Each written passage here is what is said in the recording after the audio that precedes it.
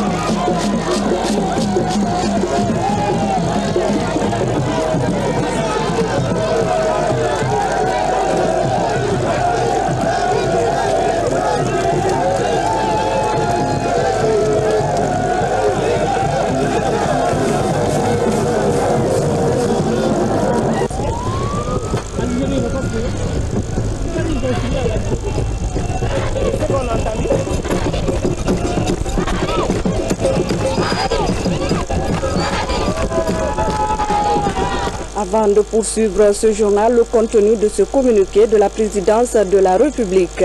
Dans le cadre des concertations avec la classe politique, son Excellence, Monsieur le Président de la République, invite le mercredi 20 mai 2015 à 11 h le chef de file de l'opposition, l'honorable Cellou Dalein Diallo, pour des échanges portant sur la situation socio-politique nationale.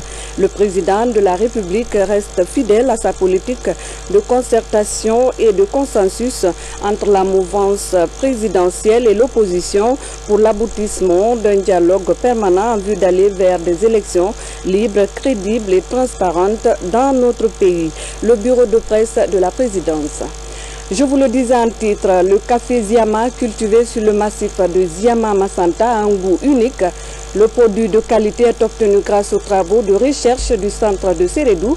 Aujourd'hui, ce café Made in Guinée s'impose sur le marché mondial et au salon de l'agriculture de Paris. À la découverte des saveurs du café Ziama avec Fodé Camara.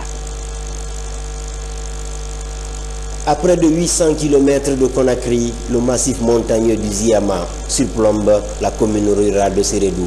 Cet écosystème, toujours humide, est propice aux cultures d'exportation, notamment le café Ziama. Un café acidulé et aromatique au goût unique au monde. Aujourd'hui, hors de son terroir, ce café de qualité commence à marquer son territoire. Et les salons parisiens, salons d'agriculture en particulier, sont l'occasion d'assurer cette promotion. Je pense par exemple au succès qu'a eu le café Ziama lors d'un des derniers salons. Et c'est un succès mérité parce que c'est un café, c'est un robusta, mais très fin, qu'il est agréable de boire. J'en suis moi-même consommateur. Le café Ziama vient de décrocher son indication géographique. Une indication géographique susceptible de faciliter la commercialisation de ce café, dont la spécificité est due à sa zone de production. Là, les chercheurs nous expliquent que c'est un clone qui a été fait par l'IRAG et qui, grâce aux conditions agroécologiques spécifiques du mont Ziama, donne un café extrêmement particulier. Le même café planté ailleurs n'aura pas le même goût, n'aura pas le même arôme. Aujourd'hui, l'aire de production du café Ziama a été délimitée, un cahier des charges établi. Ce café, bénéficiant de l'indication géographique protégée, est commercialisé à l'étranger à des prix rémunérateurs pour les producteurs. Mais à cause de sa faible production, la Guinée est loin d'être un pays grand producteur de café. C'est la semaine de l'agriculture. La RTJ accompagne cette initiative du gouvernement. Les projecteurs sont donc dirigés vers la préfecture de Kindia. La cité doit abriter la journée nationale du paysan. La ville est réputée pour sa production fruitière et les agriculteurs qui évoluent dans le domaine saluent la politique d'accompagnement du chef de l'État qui consiste entre autres à la fourniture d'intrants, mais ils sollicitent la mise en place d'une politique de conservation et de commercialisation de leur production. Kerno Ousmane Diallo. La production d'ananas, c'est l'une des spécialités des membres de la coopérative de producteurs de fruits et légumes de Kindia. En 2014, ils ont vendu près de 1300 tonnes d'ananas sur les marchés de la Guinée et de la sous-région. Une quantité qu'ils ambitionnent doubler, mais avant, il va falloir lever un obstacle, celui d'améliorer l'emballage des produits pour se lancer dans la conquête de nouveaux marchés. Difficile pour nous d'acheter les cartons fabriqués à la société d'emballage de Gomboya à cause du prix élevé. Nous demandons l'appui des autorités afin qu'on puisse avoir des cartons d'emballage répondant aux normes pour mieux présenter nos produits. C'est ici, dans le secteur de Bassa, à la périphérie de la ville, qu'ils cultivent l'ananas, une étendue terrestre exclusivement dédiée à la culture du fruit, prisée pour ses vertus nutritionnelles. Aux plantations d'ananas s'ajoute celle de bananes en pleine expansion dans la ville. Avec un sol propice à l'agriculture, Kindia offre de multiples possibilités aux amoureux de la terre d'investir dans la culture des fruits. Les gens se tournent de plus en plus vers la terre parce qu'ils ont vu l'intérêt de la terre, de culture. Ils ont vu des gens qui commencent à s'enrichir à partir de l'agriculture, petit à petit dans les villages, dans les villes, dans les sous-préfectures, ainsi de suite. Parce que dans ça, pourquoi les gens avaient abandonné l'agriculture? Parce qu'ils n'avaient pas vu les gens s'enrichir dans l'agriculture. Tout comme avec les ananas, le défi de commercialisation et de conservation se pose pour l'épanouissement de la production de la banane. Même préoccupation en cette période de mangue, l'appel pour la construction d'unités industrielles de transformation des fruits est sur toutes les lèvres. Aujourd'hui, il n'y a que Daboya qui essaye de cueillir certaines mangues et les vendre ailleurs. En dehors de ça, beaucoup de mangues causent des pertes. Samedi prochain va être organisée ici à Kindia la journée nationale du paysan, un événement très attendu dans cette ville où les paysans auront l'occasion d'exposer leurs richesses agricoles.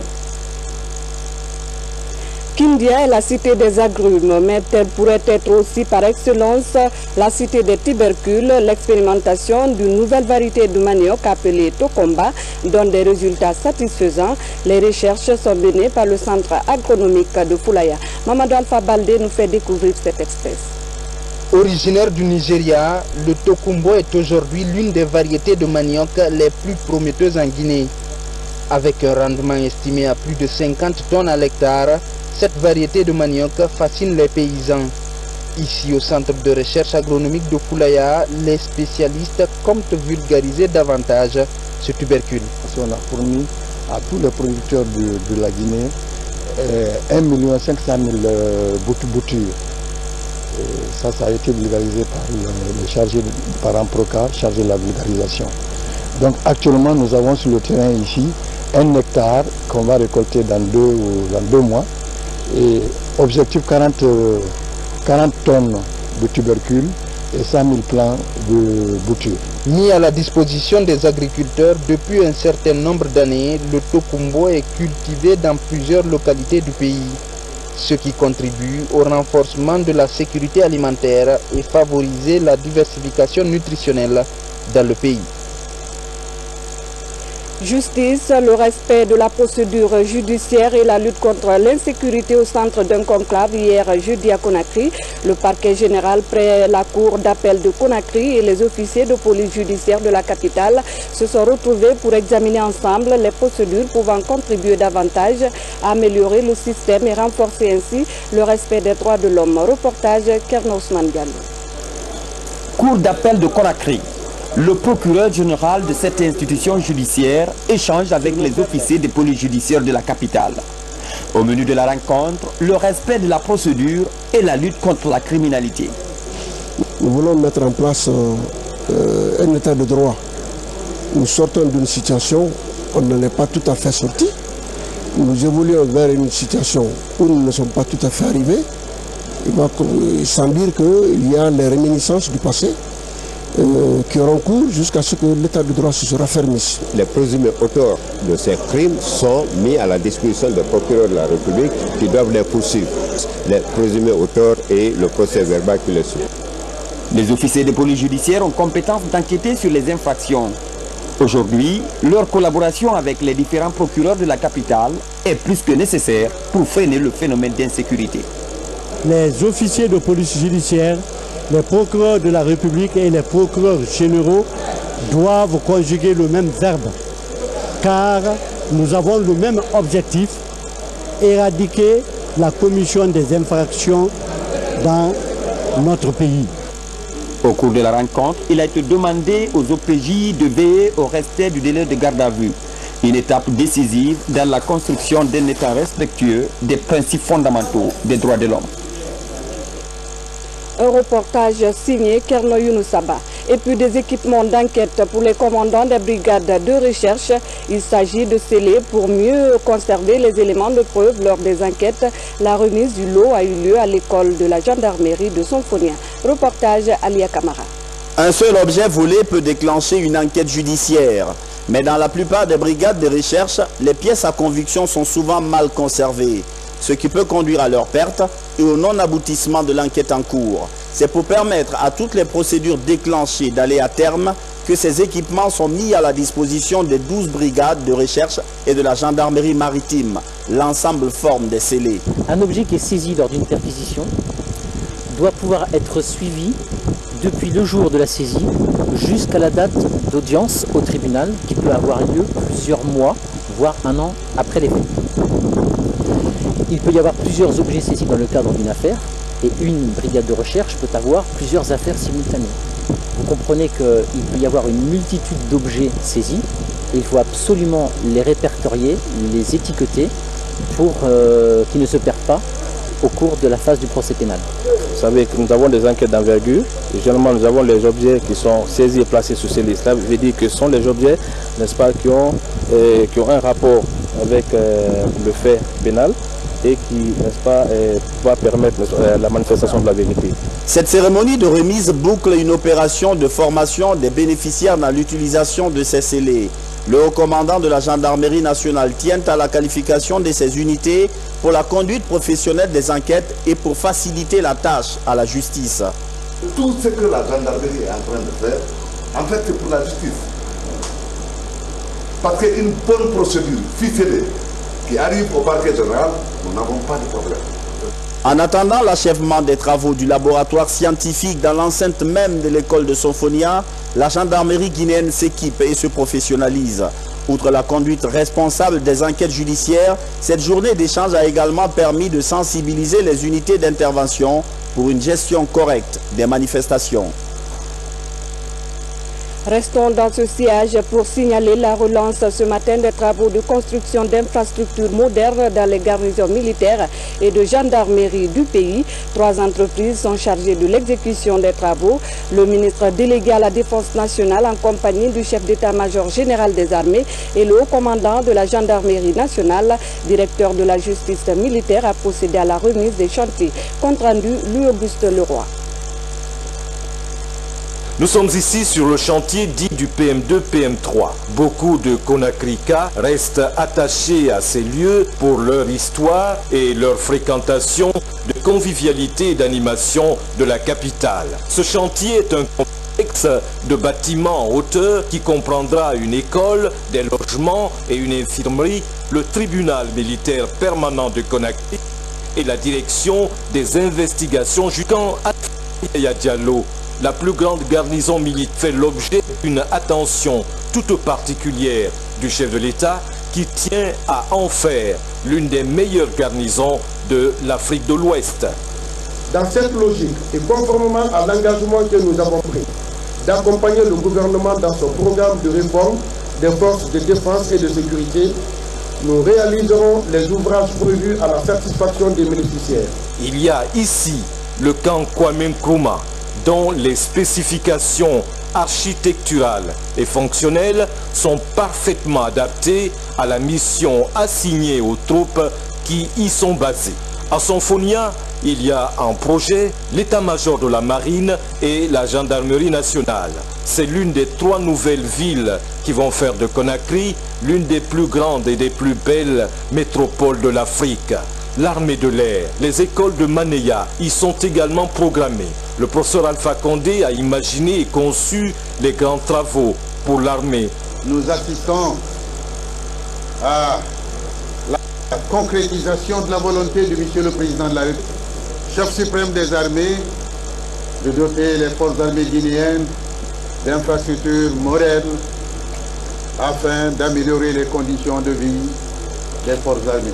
Les groupes Guico Press, les établissements Diomandé et la société CIMEC, voulant se montrer dignes de la confiance du président de la République et de l'armée guinéenne, sauront faire vite et bien ce qu'il leur est demandé de faire dans le cadre de la loi de programmation militaire et des projets d'infrastructure et d'équipement décidés par le gouvernement guinéen. Bientôt un lycée d'excellence dans la région de Kankan. Le chantier lancé depuis le 25 mars dernier est exécuté par l'entreprise Sogefel sous la supervision d'un bureau de contrôle. Les travaux avancent à la satisfaction générale, nous rapporte Fodé Bangali Fofana, notre correspondant dans la région.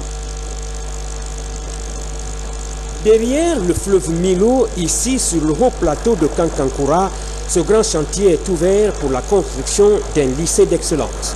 Il est prévu la réalisation de 2 dortoirs en R+2, un bloc du lycée également en R+2 uniquement pour des salles de classe, une cantine pavillonnaire, le logement du proviseur, son bureau, des latrines, l'aménagement de la cour et des terrains de sport.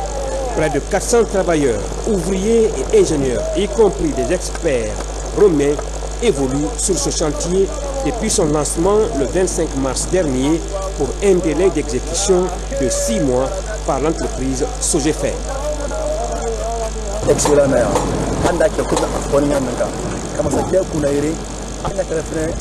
Ce travail, nous le ferons pour honorer le président de la République qui a eu confiance en nous. Nous le ferons conformément au cahier de charges. Ce travail, nous le faisons pour nous-mêmes parce que ce lycée d'excellence est fait ici à Kankan pour tous les Guinéens. La construction de ce lycée d'excellence est une exigence du moment, celle de donner une bonne formation aux jeunes élèves. Une volonté affichée du professeur président Alpha Condé et de son gouvernement à donner à l'école guinéenne toute sa lettre de noblesse. Autre fait de l'actualité, à l'initiative de l'Association des jeunes et femmes de Dixine, les populations de cette commune adhèrent aux actions du chef de l'État. Le Premier ministre a été témoin de la grande mobilisation des citoyens pour exprimer ce soutien. Une large sensibilisation a été faite sur la paix et l'unité nationale, gage de toute réussite. Il a été aussi question de parler d'Ebola et des mesures de prévention contre la maladie. Moussa Bangoura, reportage.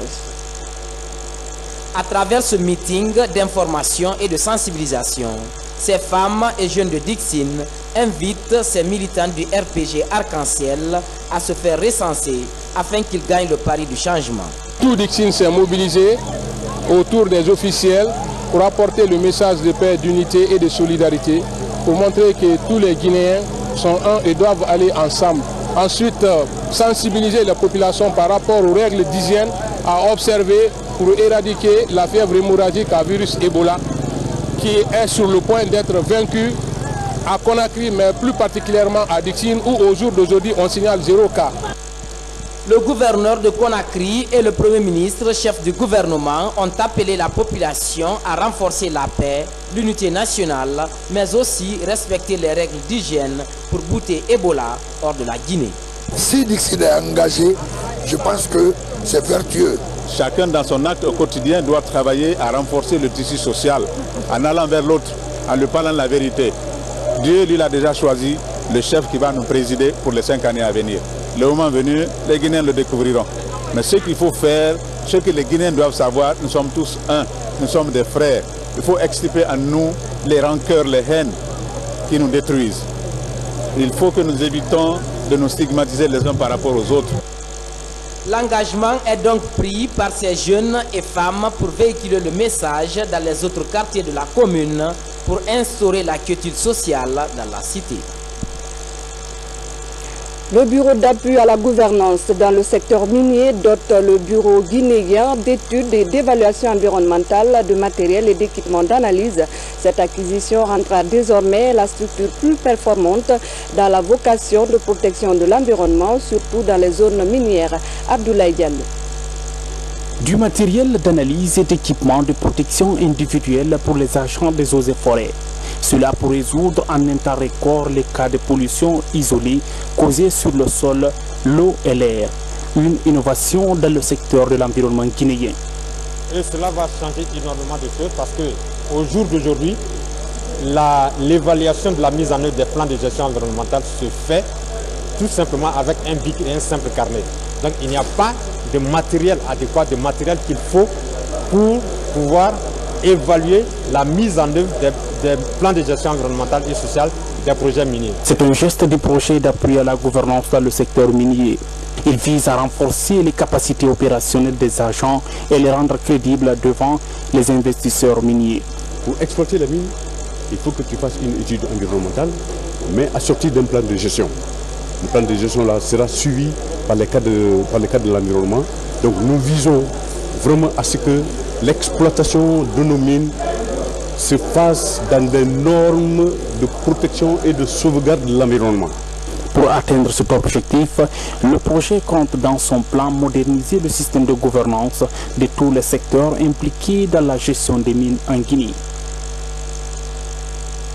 Des organisations se donnent la main pour renforcer les structures de riposte à Ebola. L'Organisation mondiale de la santé et l'ONG One International ont mis en place des unités de triage à l'hôpital Ignace Dine, deux barrières sanitaires pour rompre la chaîne de transmission de la maladie. Reportage Adiatou Bari.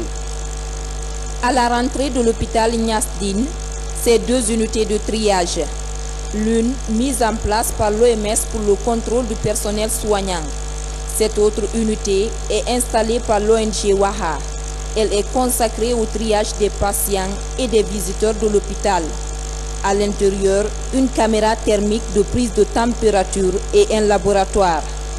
Des nouvelles procédures qui consistent à dépister rapidement les cas suspects d'Ebola. Maintenant qu'on a un laboratoire actif qui fonctionne à partir d'aujourd'hui, s'il y a un cas suspect directement, nous allons faire les prélèvements. Mais 45 à 1 heure du temps, on a les résultats qu'il nous faut si c'est un cas positif ou pas. À cette unité de triage s'ajoutent ces 18 motos-ambulances offertes par WAHA International. Des engins pour faciliter le transport des malades confirmés du virus Ebola vers les centres de traitement du pays. Ce, pour briser la chaîne de transmission de la maladie. Premièrement, zéro infection, zéro contact parmi le personnel. Plus de 600 patients ayant subi le triage, 62 patients référés au CTE de Donka, dont un seul cas positif. 316 décès hospitaliers prélevés à la mort de l'hôpital par la Croix-Rouge, tous négatifs à l'infection au virus Ebola. Ce sont des mesures qui peuvent paraître simples, mais dans la lutte contre l'épidémie d'Ebola, tout est affaire de discipline. Le moindre relâchement de discipline, et on l'a encore vu hier, peut être fatal. Malgré les stratégies de riposte à Ebola menées sur le terrain, des nouvelles infections sont enregistrées dans le pays. Où nous avons fait des jours successifs, près de 4 semaines, on n'en avait pas enregistré en une seule journée 10 nouveaux cas. C'est hier que nous l'avons enregistré. Et de quelle manière? Nous en avons eu 6 à Dubreka, 2 à Fretaria et 2 à Bokeh. Depuis l'annonce de l'épidémie à virus Ebola en Guinée, l'ONG WAHA œuvre pour l'éradication de la maladie dans le pays. Je vous le disais en titre, célébration de la 21e journée internationale de la famille dans la préfecture de Bofa. Placée cette année sous le signe de la lutte contre Ebola, la journée a connu une forte mobilisation des populations locales, mais aussi des partenaires du gouvernement. Une cérémonie présidée par la ministre de l'Action sociale, Mohamed De Camara. Ici, dans le Rio Pongo, à 150 km de la capitale Conakry, une cinquantaine de familles sont victimes de l'épidémie à virus Ebola, d'où la délocalisation des festivités de la célébration de la Journée internationale de la famille. Le gouvernement de la Troisième République pense à notre préfecture et porte son choix cette fois-ci pour célébrer la Journée internationale de la famille. Ça a été franchement un réconfort moral, mais aussi un sentiment de gratitude à l'endroit de ceux qui nous ont choisis, c'est-à-dire le gouvernement de la République. Pour aider ces familles déjà éprouvées par le virus Ebola à se relever, les partenaires du gouvernement à travers le ministère de l'Action sociale ont distribué des vivres et des kits de lavage de mains en vue d'éradiquer définitivement le virus Ebola dans cette préfecture. Historiquement parlant, cette célébration est une grande occasion pour nous de rappeler aux autorités l'importance de la famille dans le développement national. Comme Bofa a été touché par Ebola et Bofa fait partie de l'urgence sanitaire décrétée par le président de la République, c'est ce qui nous a motivés dans le cadre de la considération de la décentralisation amorcée par le président de la République pour dire que la Guinée ne se limite pas seulement à Conakry, les préfectures aussi existent. C'est ce qui nous a motivés à venir accompagner la population de Bofa dans leur détresse, dans leur stigmatisation et dans leur sacré. La célébration de cette journée est une occasion pour les gouvernements du monde entier à se pencher sur la situation des ménages en vue de réduire les inégalités qui existent entre eux. À présent, ces images de fête, la RTG a soufflé ses 38 bougies hier 14 mai. Fruit de la coopération guinéo-libyenne, la télévision nationale a connu depuis 1977 beaucoup de mutations. À cette occasion, les travailleurs se sont retrouvés autour d'un cocktail dans les locaux de la RTG Koloma pour évaluer le chemin parcouru. Compte rendu, Moussa Mikini Kamara. La RTG Koloma célèbre le 38e anniversaire de la création de la télévision nationale. C'était le 14 mai 1977. Le gouvernement libyen d'alors a offert au gouvernement de la Première République sa toute première télévision nationale. À l'époque, les images étaient en noir et blanc. Aujourd'hui, les responsables de ce médium ont pour ambition de qualifier le personnel et surtout équiper la maison pour révolutionner ce médium. Ce jour est un grand jour pour nous, c'est un jour de souvenir. Nous pensons à nos devanciers, à ceux qui ont fait cette télévision. Nous pensons à tous les Guinéens qui se sont succédés dans les salles de rédaction, dans les studios de la RTG depuis sa création. C'est l'occasion pour nous de nous remémorer, de nous souvenir, de comprendre la route que nous avons parcourue, de nous sentir fiers d'avoir tenu la route tracée par nos devanciers et de leur rendre hommage à tous qui interviennent nous, à tous qui ont contribué à la création de la télévision nationale, à tous ceux qui ont contribué au bon fonctionnement des différentes rédactions, à la présence de la Guinée dans le monde à travers la télévision nationale. Que des noms de Mamadi Kat Keïta, des noms de Merlin Traoré, des noms de Mamadou Traoré Api, des noms de Agnès Camara, des noms de Papa Salès Camara, des noms de Daliba Kouyaté, de tous ces noms. Et j'en oublie à pour compter. Que des noms résonnent aujourd'hui qui auraient souhaité être avec nous, qui, en 1977, lorsque cette télévision se lançait, étaient encore sur les bancs. La télévision nationale dispose de programmes d'information, d'éducation et de distraction. Ansouman Bangoura, ancien rédacteur en chef de La Voix de la Révolution, se souvient encore des premières heures de la télévision nationale. Je me souviens que c'était une ambiance d'euphorie mêlée d'anxiété et les premiers concernés, à savoir les journalistes, pour ceux qui est de la partie technique, eux, ils étaient prêts. Mais du côté des journalistes, on sentait une certaine anxiété, une certaine fébrilité. qui rendait compte du doute qui habitait les têtes.